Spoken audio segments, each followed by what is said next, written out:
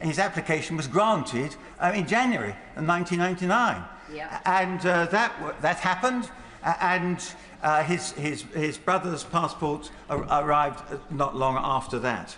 And there was an enormous amount of suspicion around all this. And I can remember, as the shadow minister for the Dome, trying to get us... I got a good story, actually, on the front page of the Sunday Times, linking Hinduja with Mandelson and the money for the Dome. And as soon as I got that, and I went off to thinking I'd be able to do the usual rounds, the whole story was closed down by Alistair Campbell and Mandelson, saying this was a whole load of rot. There was no truth in it whatsoever. We know that at the time there was a denial by Mandelson that he had any dealings with the Home Office on behalf of the Hindujas. Subsequently, there seemed to become evidence that there had been dealings, and what happened, and I think this is a message that we should bear in mind, and that is what happened was that an inquiry was set up into whether or not there had been dealings between the Secretary of State and with the Hindujas. And Sir Anthony, what was his name? Sir Anthony Hammond, a distinguished retired civil servant. I think he'd been in charge of the Home Office and as Treasury Solicitor. He was asked to produce a report, which he did in 2001. That report totally exculpated any involvement of either Mr. Vaz or of Mandelson in any wrongdoing. And then subsequent to that, a few weeks after that report had been published, which was a complete exoneration, then more papers were discovered, amazingly. And so what happened was that the inquiry by Sir Anthony Hammond was reopened, in itself quite an unusual event. And the inquiry was reopened, and what happened, the consequence was, he discovered, having looked at these extra papers that had been hidden away, he discovered that there had in fact been dealings between Mandelson and actually with Michael O'Brien, who was a very distinguished and honourable Labour member who served at that time in the Home Office. And so Mandelson had consistently lied, he covered up, he behaved in a way which is totally unacceptable. And that was all that time ago in 2002. That was when the revised report of Sir Anthony Hammond was produced. Yeah, of course. I'm grateful to the member for allowing an intervention. He's giving a historical perspective, which we all appreciate, I'm sure. It seems that Mr. Mandelson is a serial liar. And this morning, would he agree that the Prime Minister had said that Mr. Mandelson lied to him and lied to him and lied to him? Who in this House has never been lied to? I don't know how. I'm grateful to the Honourable Gentleman for his intervention. I don't know in his professional life. I don't know how much credibility he's given to people who he knows to be serial liars, and that is the issue. If one's on an interview panel, in a sense, that's what the Prime Minister was doing. He was interviewing his close friend for a job. And the essence of that was he must have known he was talking to somebody who was a serial liar. Of course I give way. And of course the other important point is there is one thing we know he didn't lie about, because the Prime Minister knew it and said he knew it today, was that he had continued his contact with Jeffrey Epstein after he'd been convicted as a paedophile. There was no lies in that, and the Prime Minister admitted he knew it. So defend that. Shocking. Well, my honourable friend makes a sort of typical point that's made in court when you've got the defendant is found out to be lying, and so you address the jury and say he's lied about that, members of the jury. How can you trust him to be telling the truth about the charge which he's facing in the court? In public office, serial liars should not be tolerated. Yeah. I give way. I thank my right honourable friend for giving way. Perhaps I could rephrase the question he's had from the benches opposite. Go on. How was the Prime Minister to know that the famous serial liar, Peter Mandelson, was going to lie to him?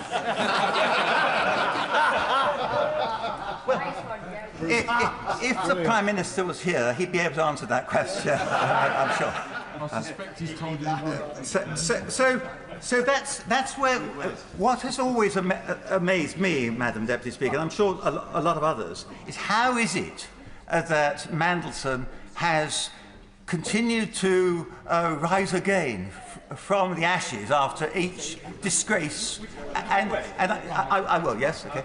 Grateful to giving way. And could you potentially tell us what we can learn about some of the documentation and the way the investigation ran back then? Because as he pointed out in his speech, there were papers and he was exonerated, yet there were papers found and then suddenly he was guilty. Would it be helpful to understand what needs to be done today's debate to make sure that we have the information right as we need to be able to make the inferred decisions and understanding behind what's going on? I'm grateful for that. I was going to conclude by saying I go along with those people who have been calling for a public inquiry, because a public inquiry would be able to require the production of the documents. And we know from this Sir Anthony Hammond's experience that a non-judicially led public inquiry can't necessarily get access to all the documents that are needed. And I don't think we want to have some whitewash inquiry by the Cabinet Office and then a couple of years later find out that they didn't have all the documents in front of them. So I think that's the argument in favour of having a public inquiry. But the other point I really wanted to make was that how is it that this Teflon-coated Mandelson has continued to be able to hold high office in the Labour Party for all those years? And that's why I think that one of the most important speeches in the Chamber today was a speech from the Honourable Member for Leeds East. Because he and the Honourable Member for Islington, Right Honourable Member for Islington North, know what it's like to be on the receiving end of the Stasi, in this case, the New Labour Stasi. And I think that the only explanation I can find for the fact that Mandelson continued to be reinstated after all this bad behaviour is that he was seen as a key member of the New Labour Stasi, an enforcer, and somebody who was very plausible, well-connected, and knew how to ingratiate himself with the rich and powerful. I give way to my right honourable friend. Well, not only was he a key member of New Labour, he was the inventor of New Labour. He was the man who came up with replacing whatever the implements were of horny-handed toil on the Labour flag with the red rose. He was the brander par excellence. And I think also people were afraid of him. I'm not the first person to describe this as the Scandalson story, and I'm sure I won't be the last. Yes, hear, hear. Yeah.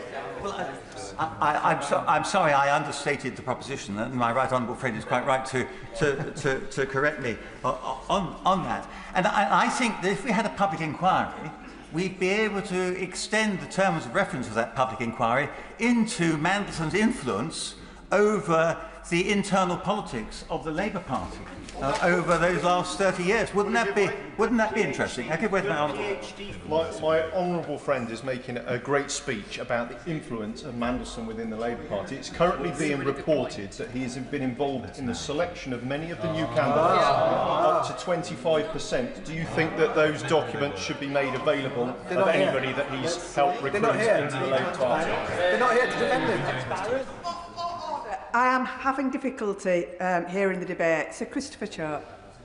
Madam Deputy Speaker, I think what you were hearing was the incredulity being expressed by my honourable friends at this revelation that this man who was so discredited already has had such an influence in the choice of candidates, many of whom have been successfully elected at the last general election. I don't know how they're going to be voting in this debate this evening, but it's extraordinary that this that Mandelson has had this enduring influence and over politics in this country for such a long time, and it's taken essentially the production of documents in the United States to enable us to be able to get somewhere near the truth. I'm grateful to my honourable friend for giving way. The government tried to stop full disclosure of documents today, and members opposite, I think primarily, identified that, said they wouldn't put up with it, and it's thanks to them there's a manuscript amendment. But there may still be a misunderstanding, because the member for Welwyn Hatfield said that the ISC would be vetting the documents before they were released. That's not my understanding. The truth is they may get to see them, however inappropriate it is that they're not published to the whole House. And does my honourable friend agree with me? Ministers need to set out today that that can be not only referred to the ISC, but the ISC, if it agrees that that document should be made public and it doesn't see it as injurious to our security, then they should be released. Absolutely. And we've got to erode this cancer which is affecting our public life and the esteem in which public servants are held. And when the public see what has happened over this period of time, in the Mandelson case, they must be horrified. Of course I could wait, yes. Way. I'm a member of the 2024 entry, and I'm very grateful I've never had to meet the cretin that is Peter Mandelson. But can I just be clear? Party politics aside, or not, actually. I didn't join the Labour Party because I hold anyone in high esteem who has led the party, influenced the party. I joined the Labour Party for two very important reasons. One, the welfare state is one of the most important things this country has ever done, and the National Health Service. Now, I think it's dangerous when we hold someone in such high esteem and we give so much power to so few people that things like this are allowed to happen. But let me be also very clear. My faith in the Labour Party to continue to deliver for people of this country continues. My faith in people like Peter Mandelson, I am very, very grateful that he is no longer a member of this party.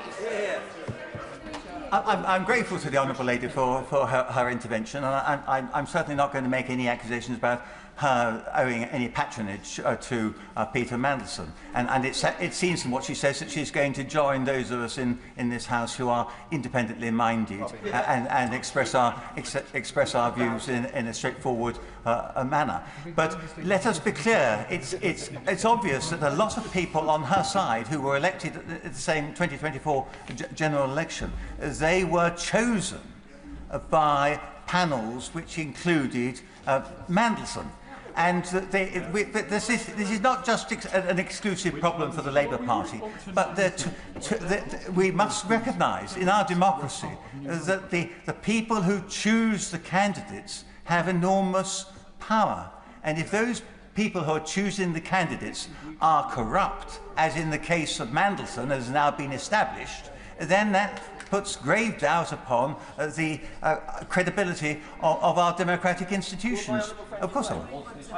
Friend for giving way, but actually, according to reports, it's worse than that where Peter Mandelson had his fingertips through the whole of the Labour Party, but also the government, because there are reports that he was actually, after the Prime Minister had realised that he still had a continuing relationship with Epstein, was in number 10 during the cabinet reshuffle of the 5th of September. So actually, he has had a direct role in appointing half the cabinet, hasn't he?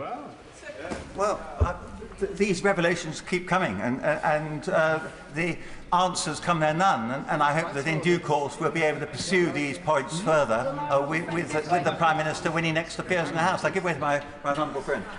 What we're talking about really here with this appointment of Mandelson really is the judgment of the Prime Minister. And when we look at the judgment of him appointing Mandelson, that he's now a key part in the Starmer government, in appointments, what goes on, the key people, it begs into question every judgment of this Prime Minister, from Chagos to China to the Northern Ireland Troubles Act.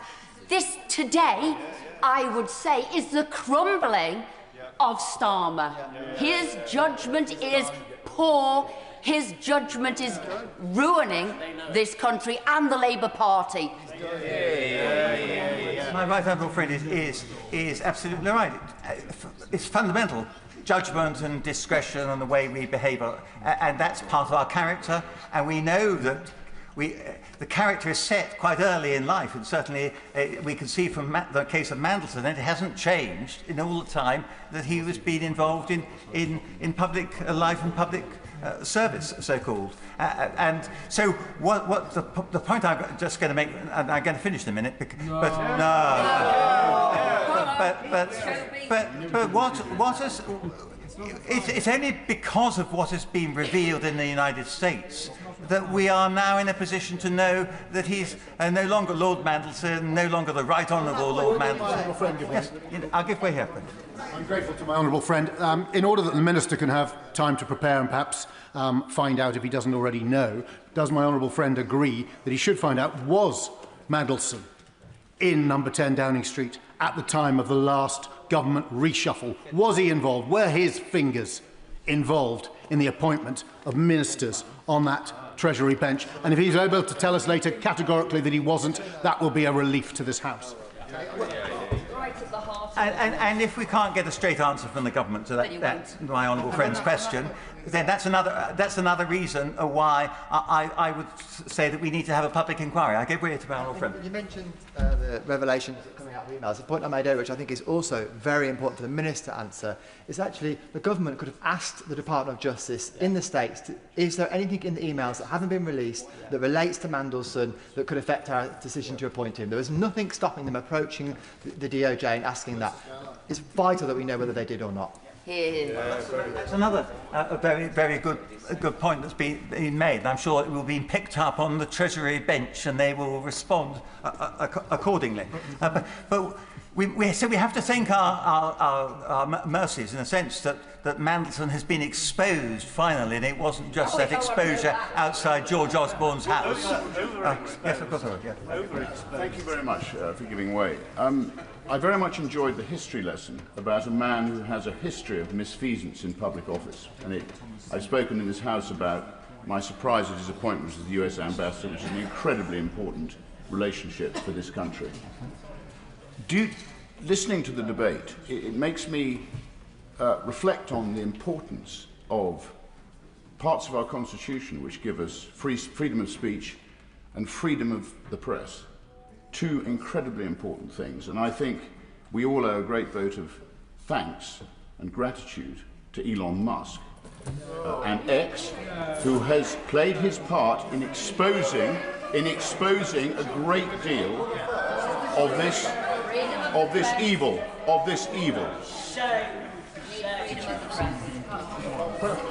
My honourable friend makes his point in his own way. I would just draw attention to the fact that this is Freedom 250 is how the United States is describing the 250th anniversary of independence in their celebrations.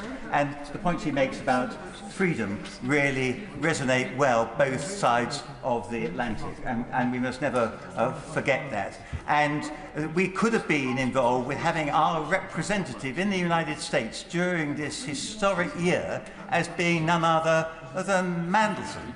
So we must thank everybody who's been involved in trying to bring the revelations to light which have shamed the Prime Minister, because I think the Prime Minister in the end was shamed into sacking him rather than exercising his own judgment. I give way once more. Does my honourable and very experienced friend believe that one of the lessons of inherent necessity for political survival is the ability to learn from mistakes? And therefore, given that a new ambassador will be taking Mandelson's place, I don't think a permanent appointment has yet been made.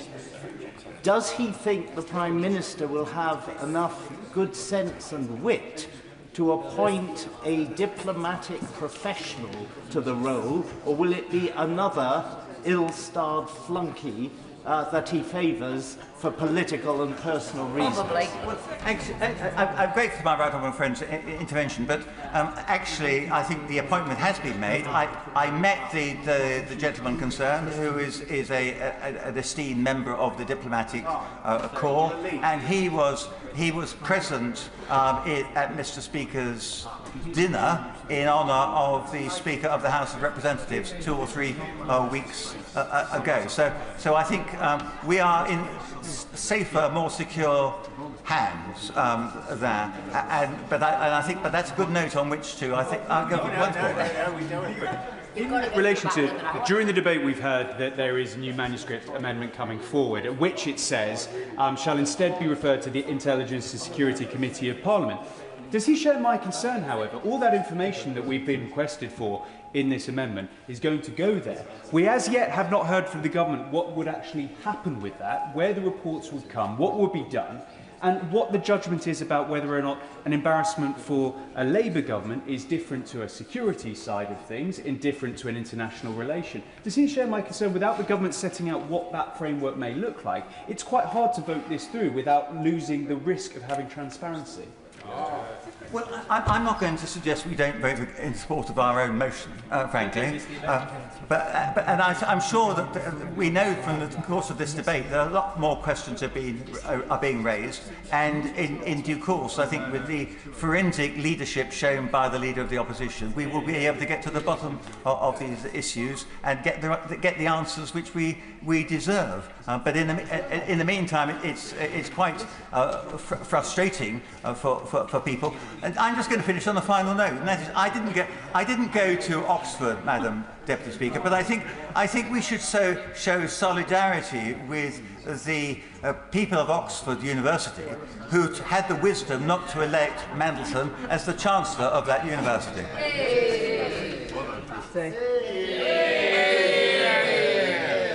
Thank you, Madam Deputy Speaker. It's a great honour to follow my honourable friend from Christchurch, who I have to say was one of his shorter speeches that I'm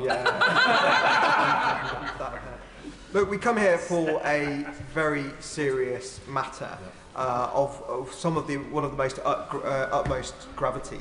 I've heard a number of really good speeches from all sides of the House, including members of the opposite benches, and I do commend all the members who've stood up and said, because it's not an easy thing to do, all of the members who have stood up and said that they're not happy with the government's position. I am very, very pleased that we've got to a point where there is a manuscripted amendment now that will force the hand of the government and make sure that the ISC has a pivotal and critical role to play.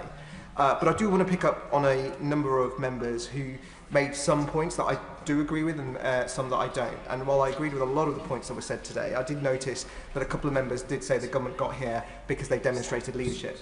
They did not demonstrate leadership. No. They got here because they were dragged here to do so.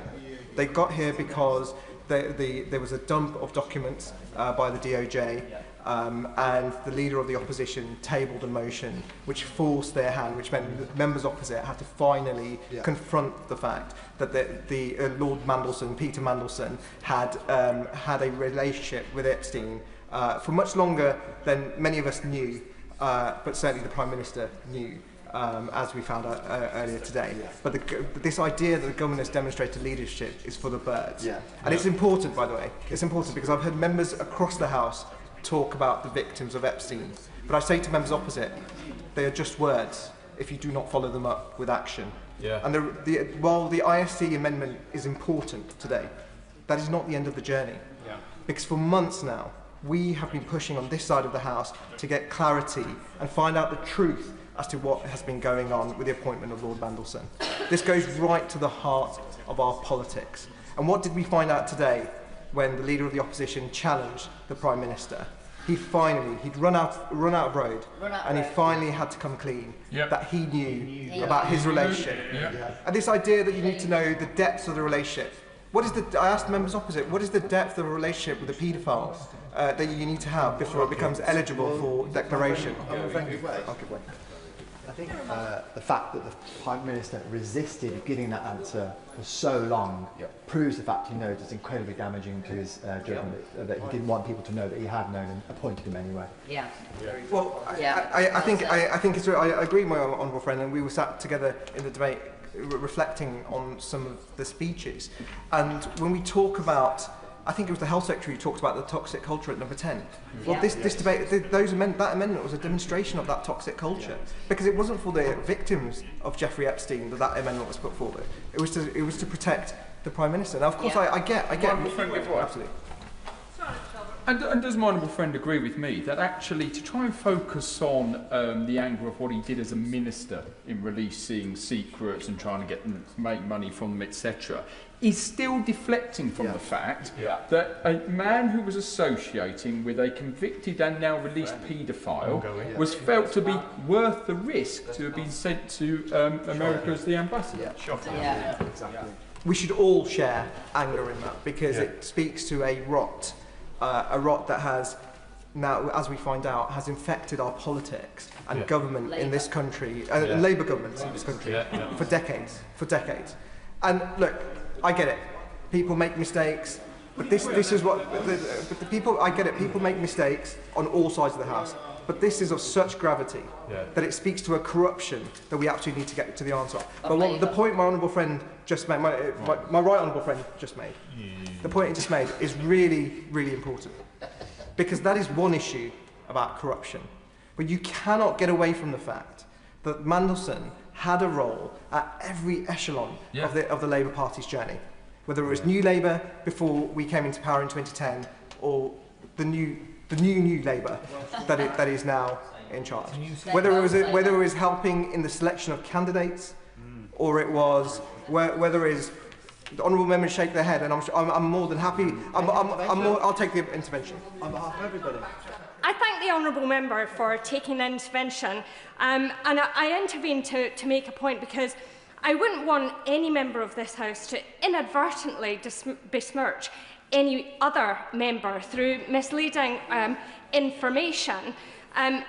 I served on the National Executive Committee of the Labour Party for 10 years before I entered this place.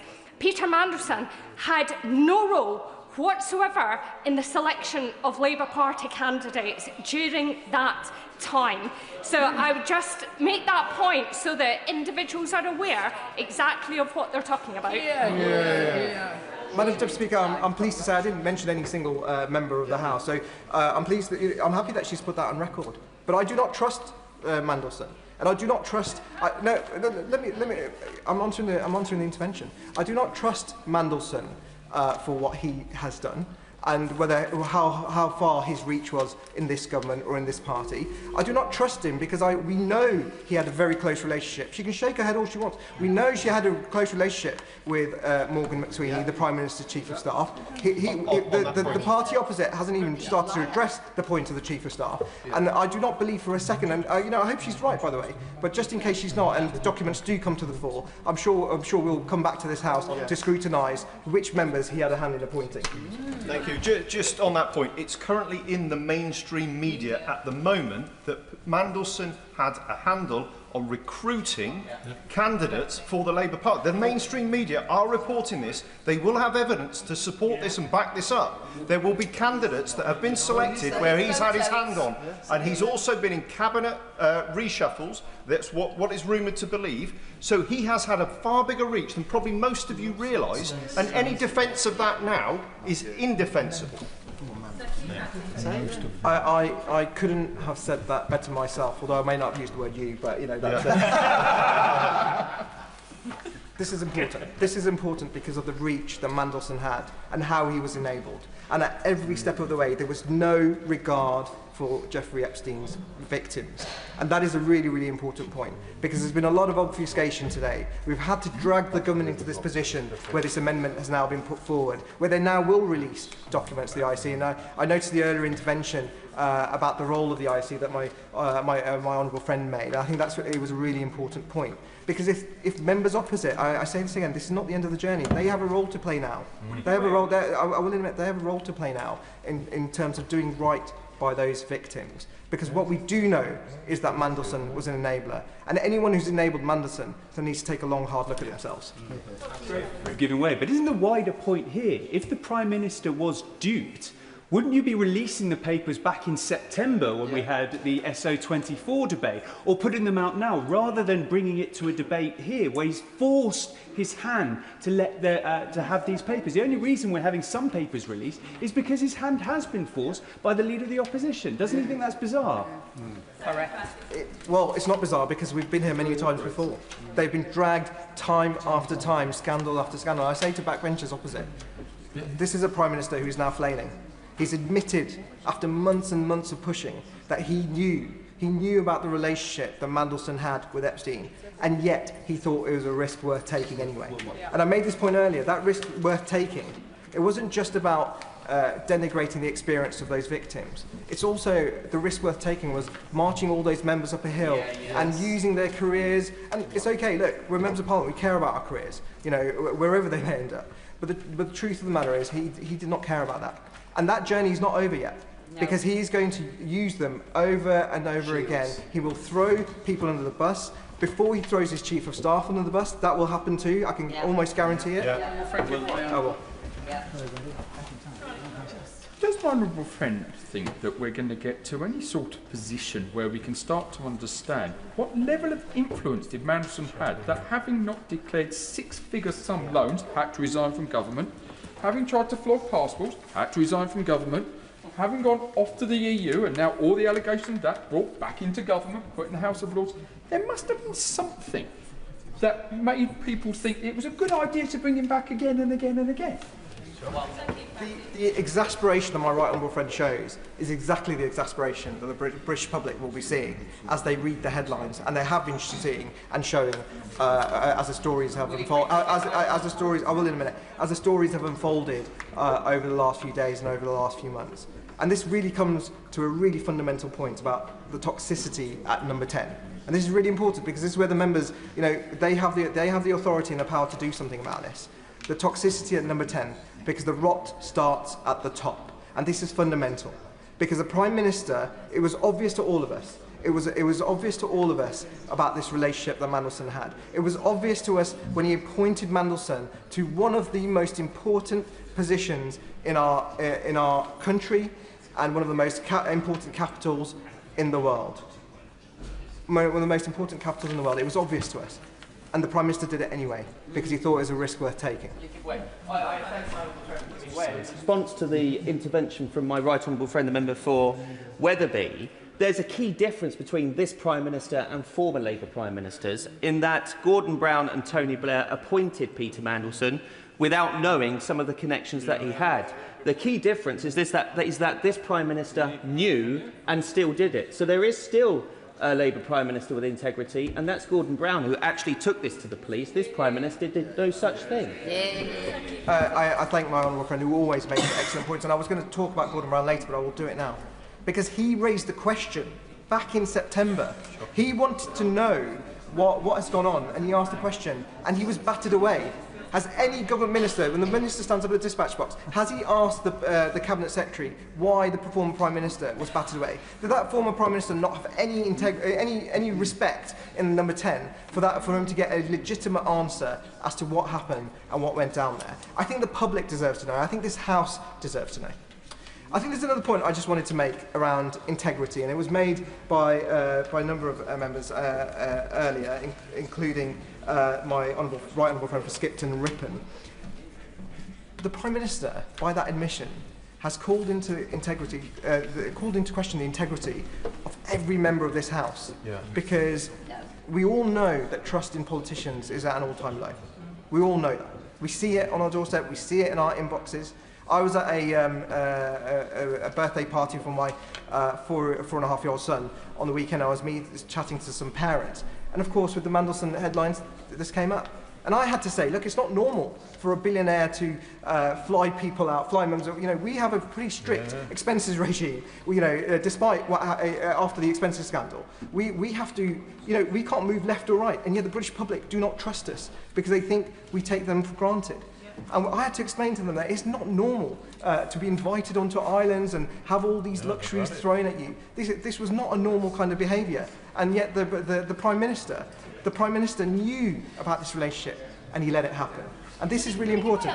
Absolutely.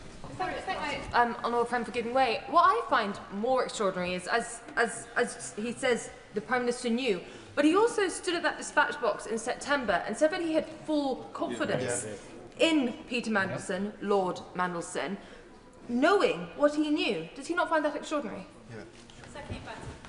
I find it disgusting. Yeah. I find it disgusting. And I say to Labour members opposite, they are now at a crossroads. And it's really, really important, this. Because if they really care about those victims, and what Epstein did was absolutely disgusting in its own right. He trafficked, he was a child sex offender. In many ways, he was a coward in how he left this world. Because I wish he'd face the full force of the law. But we have to be honest about the people. I think the honourable member for Bolsover talked about enablers and the powerful men and the role that they played. And Labour members now are at a crossroads. Because if they really care about the victims of Epstein, they really need to ask how this was allowed to happen. And it's not, by the way, it's not just about Mandelson, and it's not just about Epstein. My good friend for Rutland and Melton, for Rutland and Stamford, sorry. Near Melton. Near Melton. Made the point earlier about Bill Gates. To be honest, I was watching the video of Melinda Gates just yesterday, and I was talking to my wife about how horrible it must have been to see those emails and see what he was up to. She mentioned Richard Branson. The reality is, there is clearly a culture of men who thought they were above the law. And while the DOJ is grappling with it over there, and I commend the debate here. We've talked about some very important things here today. We also have to be honest about the fact that it came onto our shores. And it's possible that there are still victims that we don't know about. It is possible that there are still criminal investigations that need to happen. And the assurance I need from the front bench today is that if that comes open, or comes to the fore, that the government will act quickly to make sure criminal investigations are started. The public require that to help us on that journey to rebuilding trust, and we shouldn't underestimate that. I thank my honourable friend for giving way, and he's making a powerful, wide-ranging speech, and I'm sure more details will come out. But doesn't it already come down to this, that the Prime Minister appointed a man, Peter Mandelson, as US Ambassador, who he knew at the time he appointed him had a long-standing friendship with a prolific international convicted paedophile, to the extent that Peter Mandelson had stayed in that paedophile's house while he was serving prison time. And that in itself is sickening and shocking. And not only should nobody be defending Peter Mandelson, which they're not, nobody should be defending the Prime Minister for his sickening conduct. The Prime Minister has really brought his judgment into question. Now, for us, of course, we've been saying it for a couple of years. Opposition do that. But on this issue, the way he's marched everyone up a hill, ministers have gone to defend this issue time and time again. His position really is now untenable. And I guarantee members opposite, they can go home to their constituencies and go talk to constituents right now. They will have to answer questions as to why the Prime Minister allowed this to happen. Grateful to my honourable friend giving way, and he may have heard the powerful speech by the member for Leeds East earlier in the day about factionalism in the party. The Prime Minister not only appointed Peter Mandelson, knowing, as he declared today, what he knew, to the post of ambassador, he previously brought him in as a strategic advisor, advocate, planner in the 2024 Labour election campaign. So all members opposite are tainted by that association with Mandelson, brought about by the leader of their party, now Prime Minister, who knew about it at the time. And this perhaps hasn't been picked up on as fully as it should have been in today's debate. Madam Deputy Speaker, I'm going to leave members to reflect on that, because I think many have spoken up today. But I say once again, they are just words if there is no action. And the judgment of the Prime Minister is deeply, deeply flawed. He allowed this, he alone is responsible for the culture at number 10. I run a business. If there was something going wrong, buck stopped with me. He alone is responsible for the culture at number 10. It's not Morgan McSweeney. He enabled Morgan McSweeney. It should definitely needs to be held accountable for his relationship, and we need to see those emails. We need to see what the conversations were. That's why this is important. But the buck stops with the Prime Minister. I'm going to raise a very sensitive issue here because my honourable friend raised a point about vulnerable women being abused, about powerful men taking advantage, about a friend who was appointed, known to be a friend of a convicted paedophile. And we also have a Labour government who ran away from investigating grooming gangs. Again, vulnerable women taken advantage by powerful men, and a Labour government that said it stands up for women, stands up for women's rights and vulnerable women. It has shown now it does not at any level, at the highest level, and at those who are white working class girls. Labour, I'm afraid, has got a lot of answers about protecting women.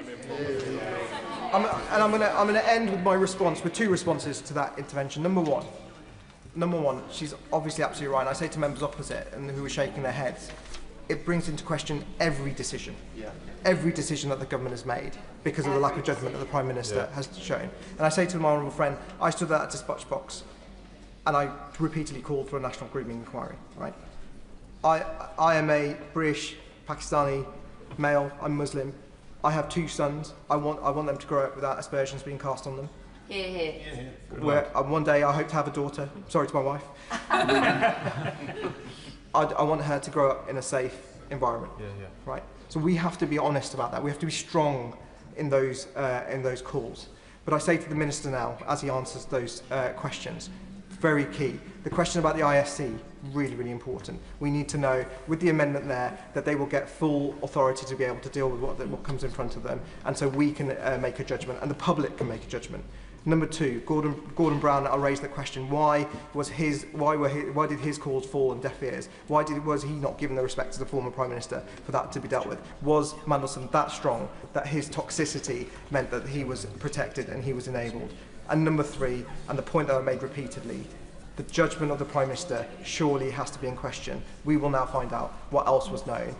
The Minister has an opportunity to show anything else that you might want to share at the dispatch box. Point of order, John McDonnell. I'm sorry, Madam Deputy Speaker, to disturb the debate in this way. I've tried to follow as much as possible. I've been in and out of the chamber, other duties. There is a draft amendment that's been agreed. I take it across party agreement on that draft amendment. The people will be making their minds up on how to vote on the impact of that amendment, and therefore we need to have clarity. And I just want to ask whether or not, and the front bench could intervene now to clarify it for me. The amendment basically says that if I get it absolutely clear, that the material, we're all going to vote for the material to be released. There's consensus on that.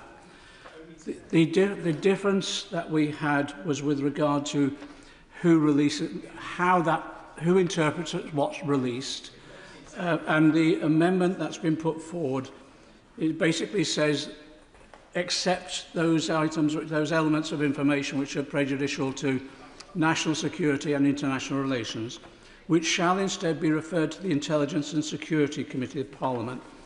I agree with that, but I want just the clarity, is will the Intelligence and Security Committee make the decision about publication, or please listen, or will it simply advise the government and then it rests with the government on the final decision? It will be helpful to have that clarified before we vote. Point of order, Sir Jeremy Wright. Thank you, Madam Deputy Speaker. If it's of assistance, and I recognise that the honourable gentleman is asking to assist the House, the answer to his question is that when the material is referred to the Intelligence and Security Committee, the committee is independent, it will act independently, it will consider the material referred to it and then decide how to respond, what to refer to publicly and what not to refer to publicly. But I can assure him the committee will act independently in this matter as it does in all matters. Madam Deputy Speaker, if I could follow that. Well, just one moment. So we have several other points of order. I'm keen that we do not conduct the debate via points of order. So if the right honourable gentleman will allow, I'm going to take 2 further points of order. I will then respond to his point of order, and hopefully we then might have an answer. Jeremy Corbyn. Thank you, Madam Deputy Speaker. The point of order I want to raise is, following the answer we just heard, if the Intelligence Security Committee comes across evidence of commercial misdemeanours as well as intelligence misdemeanours and international relations misdemeanours, what powers do they have to do anything about it? Where will they refer those concerns to, and where will those inquiries lead to? Because the issues of lobbying, potential corruption in the handing out of government contracts is a massive one, which I wouldn't want swept under the carpet on the basis that this committee is dealing with international relations and national security. Point of order, Cameron Thomas. Deputy Speaker, this debate has heard an intervention this evening by the member for Great Yarmouth, rather tactlessly, I believe, who celebrated Elon Musk in this debate. Now, notwithstanding the fact that, like Mandelson, Musk has a relationship with Jeffrey Epstein and, in fact, was found to have been practically begging for a visit to his island, the member for Great Yarmouth declined to include the fact that... Order. That is not a point of order and is a point of debate. And I do not think that in points of order, specifically around the Intelligence and Security Committee, that's an appropriate moment to raise that. Comments by other members are not for the Chair to rule on during the course of a debate. A point of order, Cameron Thomas. I'm very grateful, Madam Deputy Speaker. The member for Great Yarmouth declined to include in his intervention his interest. He is, in fact, paid and bought and paid for by Elon Musk, Madam Deputy Speaker. Can I thank the honourable gentleman for that point of order? I think he has very clearly brought into question the probity of the member for Great Yarmouth. He might want to withdraw that. It is, of course, a matter for the member for Great Yarmouth, should he have declared a point of order. He could now do that by putting any interest on the record. Point of order, John McDonnell. I'm really grateful for the intervention that took place. I just want the assurance that government will have no veto exercised over the information that will be provided via the committee. Can I thank the right honourable gentleman for that point of order? As he will know, the powers of the ISC is not a matter for the Chair. However, the Minister on the front bench will have heard his comments and will have every opportunity in winding up to respond to that specific point and provide the entire House with the clarity that I believe it is looking for on that point. Point of order, Simon Hoare. Further to that point, to the point of order made by the honourable gentleman, which he didn't quite get to finish, the honourable member for Great Yarmouth has in his published register of interests significant monthly payments by X Corp, headquartered in California. That surely should have been a declared interest when making the intervention. Can I thank the honourable member for that point of order? He will know that declarations of interest are not a matter for the Chair. However, he might be advised to refer that to the Standards Commissioner for their investigation. Point of order, Rupert Lowe. Thank you, Madam Deputy Speaker. I have declared these payments in my declarations, and I apologise if I should have declared them to the House. They're public, they're not hidden, and they have no relevance to what I discussed earlier. The honourable gentleman will have heard my earlier comment that it is not a matter for the Chair, it's a matter for the Standards Commissioner if he failed to declare the interest during the course of the debate. If there are no more points of point of order, Paul Holmes. Forgive me, Madam Deputy Speaker, for detaining the House, but can I ask for your clarification on whether a member saying that somebody in this House has been bought and paid for is in order? I did ask the member to withdraw it, he now has the opportunity to do so. Madam Deputy Speaker, I do withdraw the remark that he was bought and paid for. I do regret the tone that I have used. Can I thank the honourable member for putting that on the record? Now, if there are no more points of order, Wendy Morton. Thank you, Madam Deputy Speaker. At the start of this afternoon, I sat through Prime Minister's questions, and I didn't really have any intention of taking part in this Opposition Day debate. I quite often do take part in what we call Oppo Day debates, but there were other commitments and things in the draft. This is not a point of order. I was asked to speak, wasn't I? You were. Yes. The officials are looking rather. Yes, the officials are looking rather perplexed at me here. Yes. So at the start of today, I had no intention to speak in this debate, but I sat through Prime Minister's questions and I listened to the Leader of the Opposition asking the Prime Minister direct questions, and with each question that went by, it was quite simple to me that there were more questions that were simply being answered, and there was an attempt by the government to simply sweep this issue to the side and to deflect to other matters around the periphery. So, I want to first of all come to the humble address. Now, I've not been in this place as long as some of my vintage colleagues here, and I say that in a very kind way. But I have a few scars to bear from my time as Chief Whip. I never lost a vote, mind. But the reason that I raise that is that I, like others in this place, know the significance of a humble address. A humble address is not used on a normal Opposition Day debate. It's used not as a regular occurrence, and it's not used lightly. It is used to indicate this is a very serious matter that we have brought to this House today. Initially, there were to be 2 debates, but because of the demand from this side of the House to have this issue debated and discussed, through usual channels, it was agreed the debate would take all afternoon. And it's been on this side of the benches that the most amount of scrutiny has been happening. But I pay tribute to those on the opposition benches who have come in and had the government benches, yes, thank you, I would say the decency to explain to their front bench how they feel about this important matter.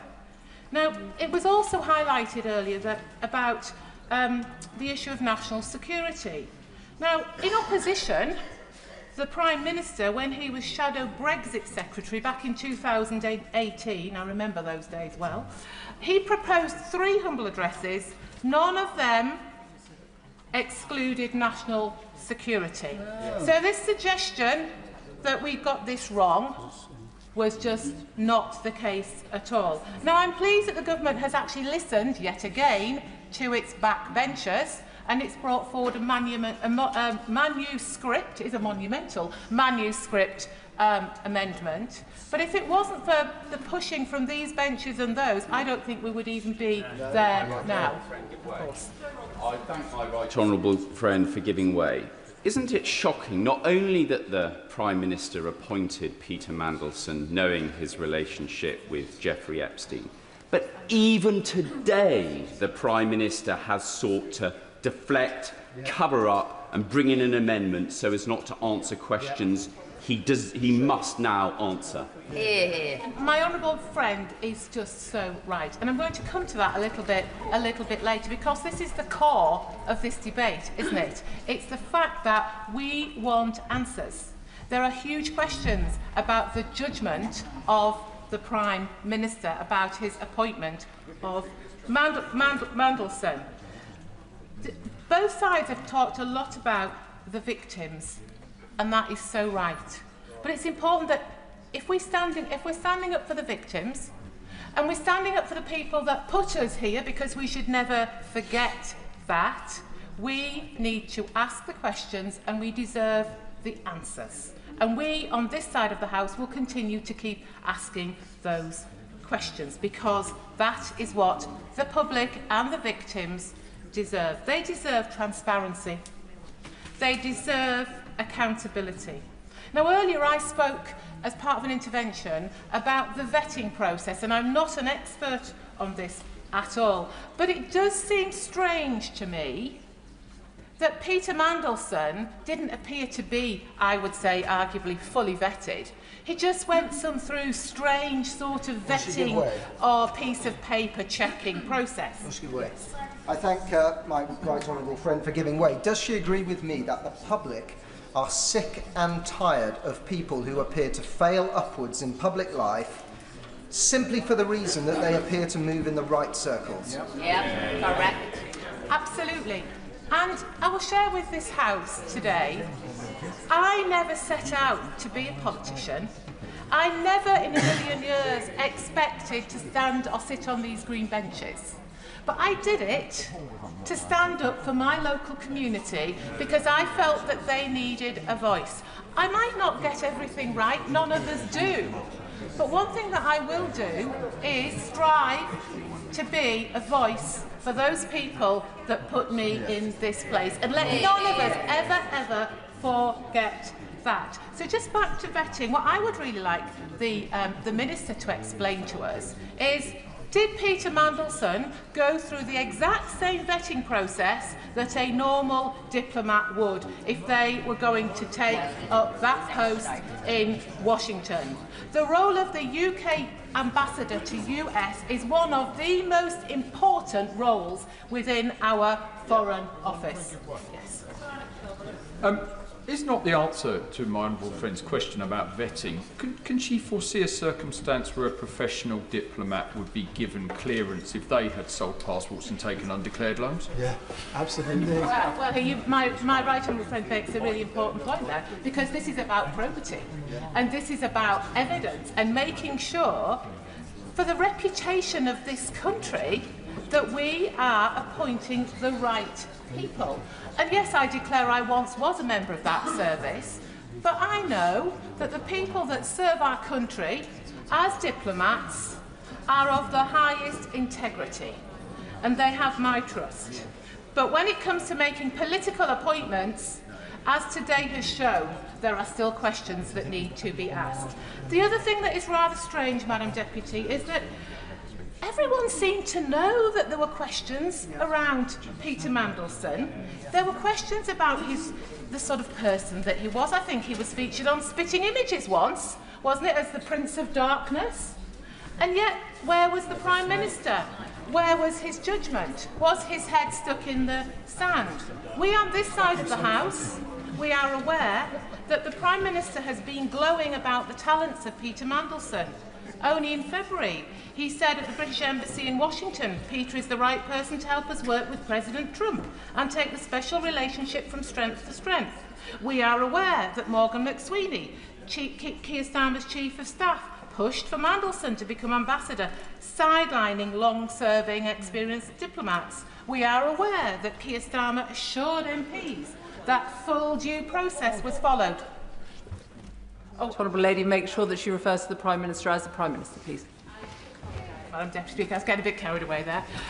The Prime Minister assured MPs that full due process was followed regarding his appointment of Peter Mandelson as ambassador.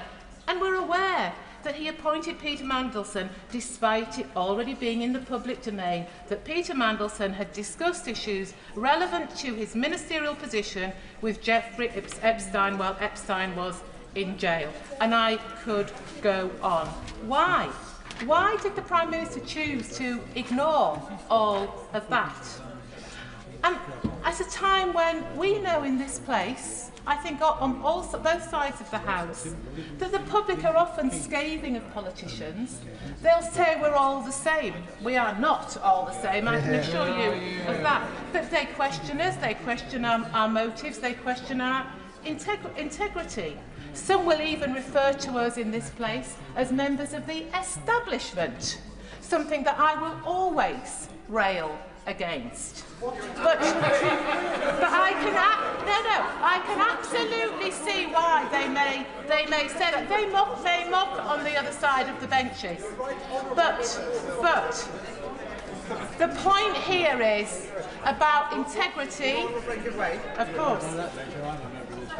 My honourable friend is making a really serious and important point, and she made a point about how she ended up in this place, and I don't think anyone should denigrate her for all the hard work she's done to achieve what she has. I'm grateful to my honourable friend, but after a while you just get used to that sort of thing when you've been here for a while. The point is here that we should never forget the people outside. We should never forget the Nolan principles. Members on this side of the House have explained, which perhaps I think was needed to certain members on the other side, the importance of the Nolan principles and what they are. So I would urge the government to do the right thing. Honourable friend. Yes. I thank my right honourable friend for giving way, and she quite rightly talks about trust and trust in politics, trust in politicians. But the issue here is that the Prime Minister put blind trust in a proven liar. So much trust that he was willing to forego process, forego judgment to appoint him to one of the top diplomatic roles in the country. Why does my right honourable friend think that the Prime Minister showed such a lack of judgment, such misplaced trust? And why is it this country who's been proven on the international stage to be the laughingstock because of it? Well, that is exactly the point. I don't think it's for me to answer those questions. I think it's for the Prime Minister to answer those questions. But I personally will continue to question his judgment. How on earth did he appoint Peter Mandelson to this role? But it's not just me, Madam Deputy Speaker. It's not just people on these benches that are questioning it. Today, we've heard from members of the Labour government benches who are also raising questions. Yeah. And the benches are quite full now, but it's been this side of the House that has been leading the charge on this topic. On so many opposition debates, I would expect to see those benches of the government full. Yeah. Full, taking the charge and debating back to us, defending the position of their government. Have we seen that? Very little indeed.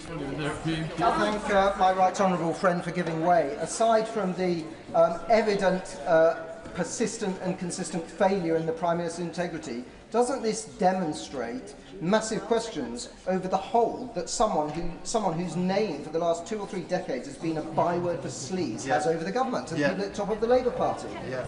Absolutely. It absolutely beggars belief. And if we want to clean up politics, then this sort of thing should not be being allowed to happen. Politics is a difficult place, we know that, but this was down to judgment. Yeah. It was down to the judgment of one person, or was it the judgment of others around that person? So I urge the honourable and right honourable members on the Labour benches opposite, do the right thing this evening. Stand up for democracy, stand up for Parliament, and stand up for decency.